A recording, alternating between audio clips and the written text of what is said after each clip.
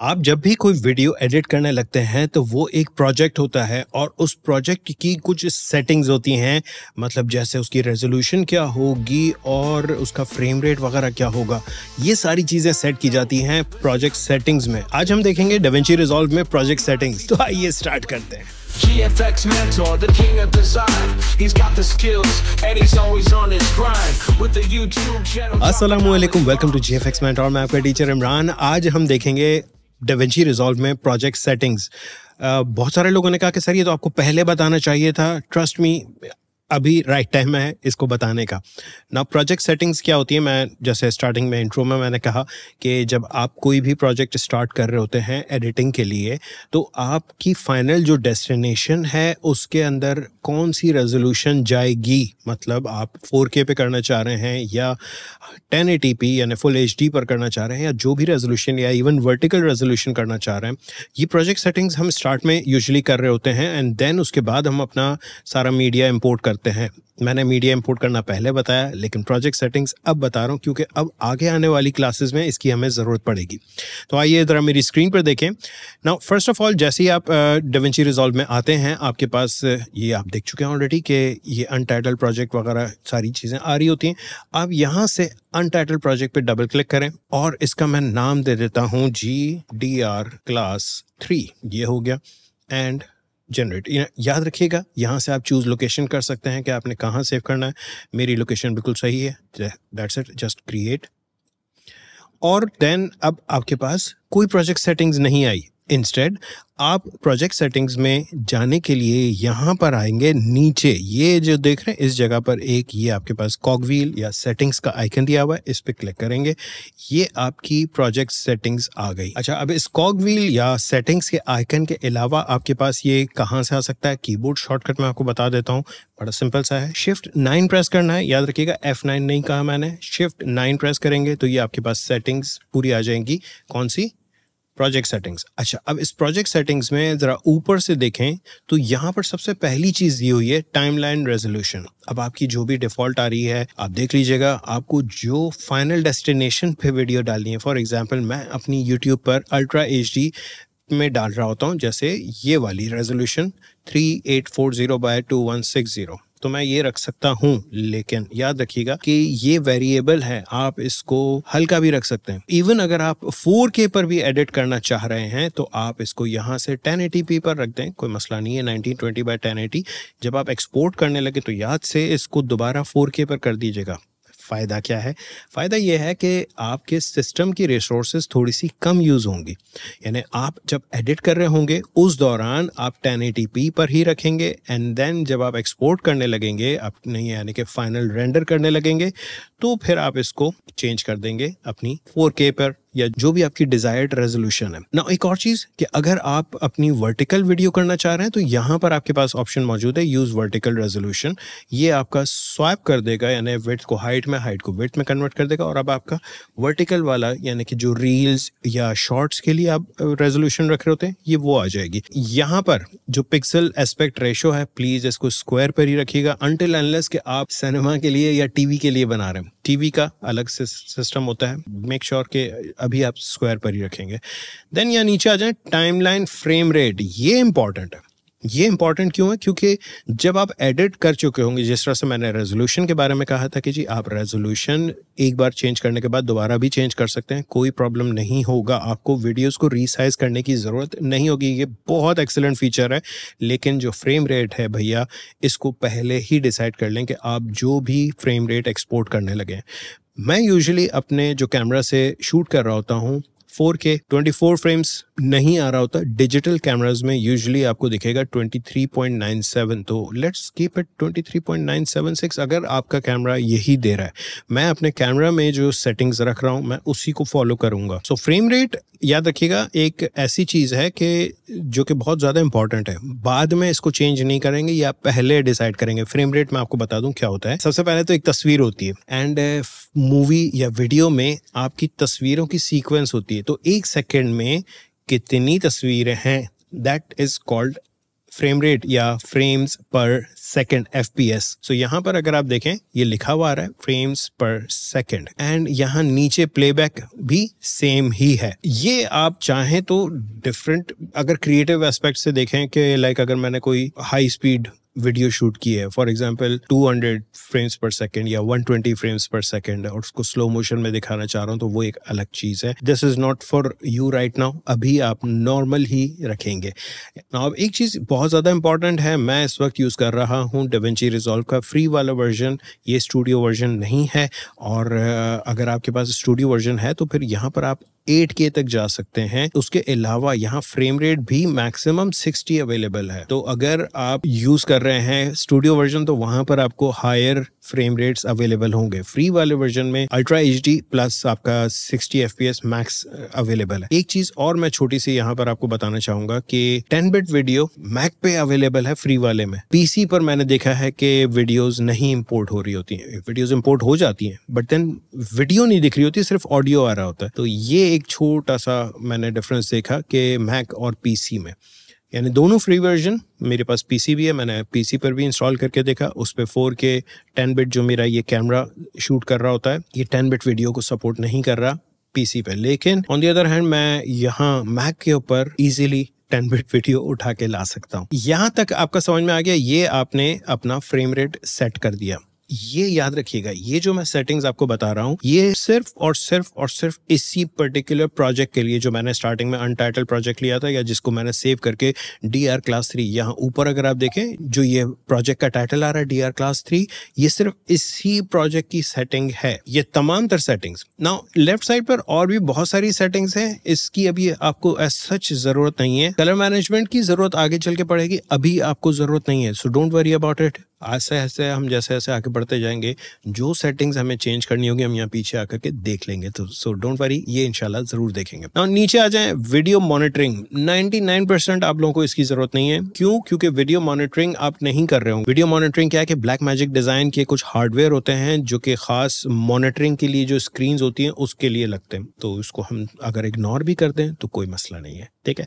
यहाँ नीचे आ जाए, ये कुछ इंपॉर्टेंट चीजें हैं। Optimized media and render cache, proxy media resolution, यहाँ पर आपके पास डिफरेंट रेजोल्यूशंस दी हुई है। अब ये क्या है मैं आपको बताऊं, कई मरतबा हमारा हार्डवेयर जो है वो सपोर्ट नहीं कर रहा होता है वीडियो को। मतलब अगर आपकी वीडियो बहुत हाई रेजोल्यूशन है, जैसे 4K, हर किसी PC पर या हर किसी मैक की रेजोल्यूशन पर नहीं चल रहा होता।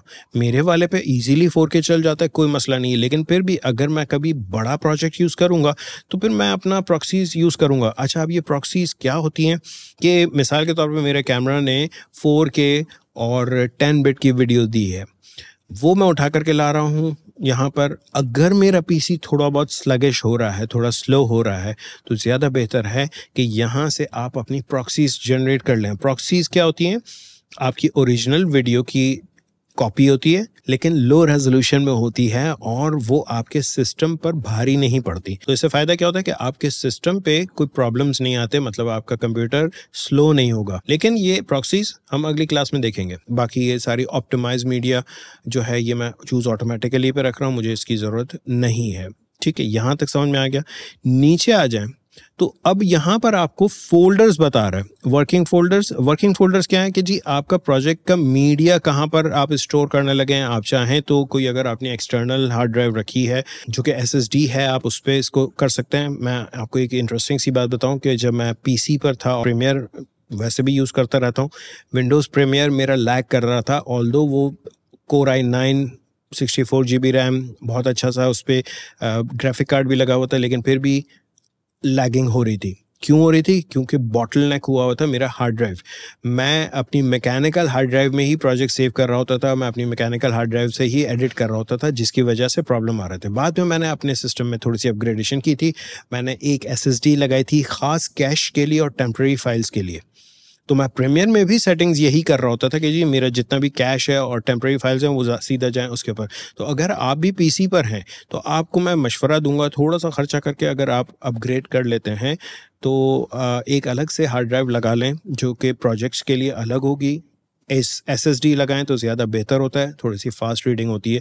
सिमिलरली यहाँ पर अगर आप देखें तो आपके पास वर्किंग फोल्डर्स यहाँ पर दिए हुए हैं, आप इजीली मैनेज कर सकते हैं कि जी प्रोजेक्ट मीडिया कहाँ पर होगा, आप ब्राउज करके बता दें कि जी मेरा प्रोजेक्ट मीडिया यहाँ पर होगा, या आपकी प्रॉक्सी जनरेशन कहाँ पर करनी है, प्रॉक्सीज कहाँ पर सेव होनी है, वो भी आप यहाँ से बता सकते हैं। अपनी हार्ड ड्राइव में बता दें कि जी इस जगह पर मेरी प्रॉक्सीज बन रही होंगी, and so on. Cash files कहाँ है, अगेन मैंने जैसे कहा था कि एक अलग से हार्ड ड्राइव यानी SSD आपकी लगी होती तो आप उसमें बता देते, लेकिन यहाँ मैक पर मुझे ऐसा ज़रूरत नहीं पड़ती। मेरी 2 टेराबाइट्स की बेस एक हार्ड ड्राइव है। मेरा जब सारा काम हो जाता है, सारा प्रोजेक्ट कंप्लीट हो जाता है, चाहे वो प्रीमियर पे हो चाहे डेविंची पर हो, मैं सिंपली जब सारा कंप्लीट हो जाता है तो मेरे बैकअप ड्राइव रखी हुई है एक्सटर्नल, उसके अंदर मैं अपना सारा डेटा ट्रांसफ़र कर देता हूँ। एंड देन अगर आपकी गैलरी स्टिल्स भी आप बना रहे हैं, जैसे समटाइम हम स्क्रीनशॉट ले रहे होते हैं, मैं अपनी थंबनेल्स का स्क्रीनशॉट लेकर के उसी पर थंबनेल बना रहा होता हूँ, यानी कि वीडियो से ही थंबनेल्स ले रहा होता हूँ मैं। यहाँ पर नीचे आ जाएँ तो फ्रेम इंटरपोलेशन अभी ऐसा जिसकी ज़रूरत नहीं है। फ्रेम इंटरपोलेशन क्या होता है, ये आपकी रीसाइज अगर आप वीडियो कर रहे होते हैं, जैसे रास्टर इमेजेस को हम रीसाइज करते हैं तो उसमें इंटरपोलेशन होती है, एंड आई थिंक अभी इसकी आपको ज़रूरत नहीं है। ये सारी सेटिंग्स मैंने कर दी। मैं चाह रहा हूँ कि ये सारी सेटिंग्स मेरे पास स्टोर हो जाए और मुझे बार बार सेट ना करना पड़े। तो आपके पास 2 ऑप्शंस हैं। नंबर 1 कि यहाँ देख रहे हैं ऊपर 3 डॉट्स, अगर आपके पास ये वाला वर्जन है जो मेरा 20.1 है, अगर आपके पास इससे पुराना वर्जन है तो हो सकता है आपको यहीं पर ये जो मास्टर सेटिंग्स दिख रहा है इसके ऊपर प्रीसेट्स का एक ऑप्शन दिख रहा होगा, लेकिन मेरे पास यहाँ पर ये 3 डॉट्स दिख रहे हैं, इस पर मैं क्लिक करूंगा और यहाँ पर आपके पास डिफॉल्ट प्रीसेट्स है, ठीक है, प्लस आपके पास set current settings as a default preset. मतलब अगर मैं इस पे क्लिक कर दूं तो नेक्स्ट टाइम से जब भी मैं आऊंगा काम करने मेरे पास यही सेटिंग्स आ रही होगी। बहरहाल मैं इसको वापस जाकर के 1080p पे कर रहा हूँ, ठीक है, ये मैंने कर दिया। बाकी सारी सेटिंग्स सेम रख रहा हूँ और मैं यहाँ पर जाकर के save current settings as preset इस पे क्लिक कर रहा हूँ। इस पे जब आप क्लिक करेंगे तो आप इसका नाम दे दें, मैं इसका नाम दे देता हूँ कि जी 1080 23.97 और इसका मैंने नाम दे दिया हॉरिजॉन्टल। ये मैंने कर दिया, ओके करें, दैट्स इट। ये अब आपका एक प्रीसेट यहाँ पर सेव हो चुका है। अब ये प्रीसेट कहाँ है, ये रहा। लोड करें, अपडेट करना चाहें, यानी कि कुछ चेंजेस आपने किया और उसको आपने अपडेट कर दिया तो फिर वो अपडेट हो जाएगा। सिमिलरली मैं एक और बना रहा हूँ वर्टिकल और मैं इसको अल्ट्रा HD पे कर रहा हूँ और यहाँ पर मैंने सेव कर दिया एक प्रीसेट, सेव करंट प्रीसेट। इसका नाम मैंने दे दिया वर्टिकल इंस्टाग्राम 4K, ओके करें, दैट्स इट। आपका ये एक प्रीसेट और हमारा सेट हो चुका। सो इस तरह से आप अपने प्रीसेट्स सेट कर सकते हैं। इसको जैसे ही आप सेव कर लेंगे, दैट्स इट। नेक्स्ट टाइम से आप जब भी आएंगे, अब जैसे ये प्रोजेक्ट सेटिंग आ रही है, मैं चाह रहा हूँ कि नहीं जी ये प्रोजेक्ट सेटिंग्स तो नहीं चाहिए। Shift 9 मैंने प्रेस किया और मैं यहाँ से लोड कर सकता हूँ अपना वो 1080 वाला प्रीसेट, ओके करें, दैट्स इट। यहाँ से कैंसिल भी कर दें, कोई मसला नहीं। अच्छा, अब अगर ये सारी प्रोजेक्ट सेटिंग्स मैं आपको पहले बताता तो बहुत सारे लोग कंफ्यूज हो जाते हैं कि इसका करना क्या है, ये है क्या, थोड़ी सी ओवरवेलमिंग लगती है। डोंट वरी, ओवरवेलमिंग नहीं है। अगली क्लास में मैं आपको प्रॉक्सीज के बारे में बताऊंगा, प्रॉक्सीज किस तरह से जनरेट करते हैं, उसका फ़ायदा क्या है और उसका रिजल्ट क्या आ रहा होता है। एक और चीज़, जैसे मैंने कहा कि मैंने 1080p पर ये प्रोजेक्ट सेट किया हुआ है, तो अगर मैं इवन 4K की वीडियो भी लेकर आऊँगा तो यहाँ पर कोई प्रॉब्लम नहीं आएगा। फॉर एग्जाम्पल मैं अपने यहाँ पर मीडिया में गया और ये मैं मीडिया पूल में लेकर आ गया। ये इस वक्त करंटली अगर आप देखें तो 3840x2160 यानी 4K है, ठीक है, जबकि मेरी प्रोजेक्ट सेटिंग्स इस वक्त करंटली 1080 है, यानी कि 1920x1080 है। और अगर तो मैं इसको एडिट करने लाता हूँ यहाँ पर, इस वक्त मैंने 1080 पर ही रखा हुआ है, लेकिन अगर मैं एक्सपोर्ट यहीं से इसी साइज़ में करूँगा तो ये 1080 में ही एक्सपोर्ट होगा। लेट्स से मैं यहाँ से अपनी प्रोजेक्ट सेटिंग्स में जाता हूँ और मैं कहता हूँ नहीं जी मुझे तो 4K चाहिए, तो आप यहाँ से आकर के 4K ले लें एंड सेव करें। तो ये देखें यहाँ पर आपके वीडियो पे एडिट पे कोई फ़र्क नहीं पड़ा। इंस्टेड अगर मैं प्रीमियर में ये चीज़ करता हूँ तो सब कुछ चेंज हो जाता है, मुझे जाकर के वीडियो का साइज़ चेंज करना पड़ता है। डेविंची रिजॉल्व बहुत अच्छा काम कर रहा है, आपकी जो टारगेट रेजोल्यूशन है उस पर ऑटोमेटिकली सारी चीज़ें सेट कर रहा होता है। तो जब एडिट कर रहे हैं 1080p पर रखें, एडिट कर लें, एक्सपोर्ट करने का टाइम है 4K पे करके फिर एक्सपोर्ट करें। आई होप आप लोगों को ये बड़ा सिंपल सा आसान सा काम समझ में आया होगा, ये वीडियो पसंद आई होगी। अगर ये वीडियो पसंद आई तो प्लीज़ लाइक करें, शेयर करें दोस्तों के साथ, और अगर सब्सक्राइब नहीं किया तो प्लीज़ सब्सक्राइब करें। Thank you. From Photoshop to Illustrator, he's got it all, helping us create standard talk.